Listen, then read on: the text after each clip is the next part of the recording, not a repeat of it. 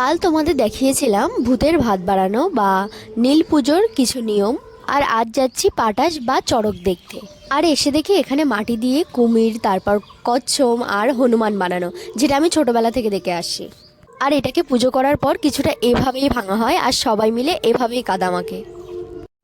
আর হ্যাঁ, এখানে কিছু নিয়ম থাকে যেগুলো হচ্ছে ধান চাষ করা, তারপর ধানগুলোকে ঝাড়া, ধানগুলো মানে ধান চাষ করার পরে যে যে কাজ থাকে সেগুলোই।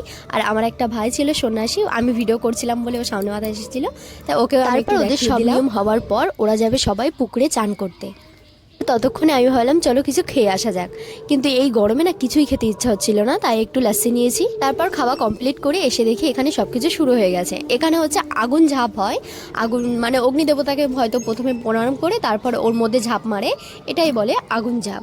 আগুন ঝাঁপ হওয়ার পর এবার শুরু হবে পাটাশ।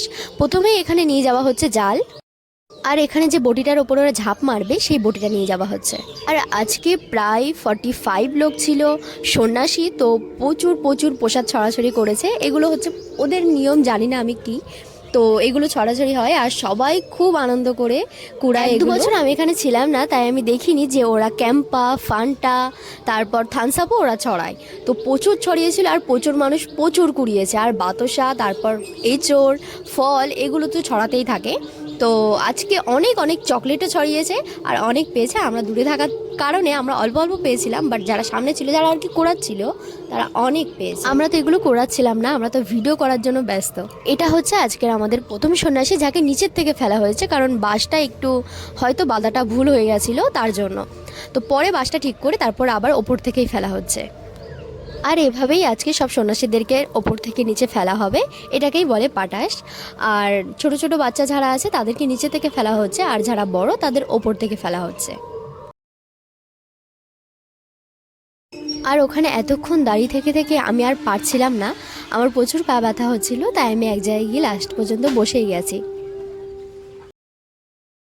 আমরা অনেক দূর থেকে বসে বসে দেখছিলাম, ভাই এসে আমাদেরকে একটা চকলেট দিয়েছে, তো সেটাই আমরা দুজনে ভাগ করে খাচ্ছিলাম। আর চকলেটটা খেতে না খেতে আমার এখানে দিয়ে গেল ঠাকুরের প্রসাদ।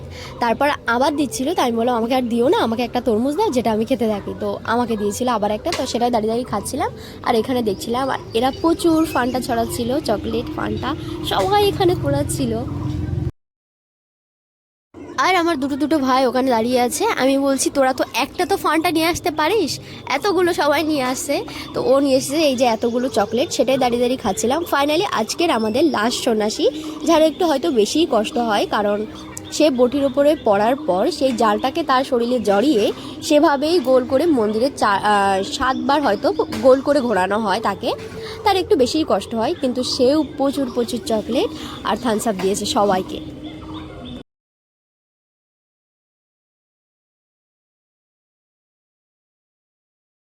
আর হ্যাঁ, আজকে আমার মনে হচ্ছিল আমাকে দেখতে একটু বেশি ভালো লাগছে, তাই আমি আমাকে একটু বারবার দেখাচ্ছিলাম। তো আজকের মতো আমাদের পাটাশটা কমপ্লিট, লাস্ট সন্ন্যাসী পড়ে গেছে, এবার যাওয়া হবে বাড়ির দিকে।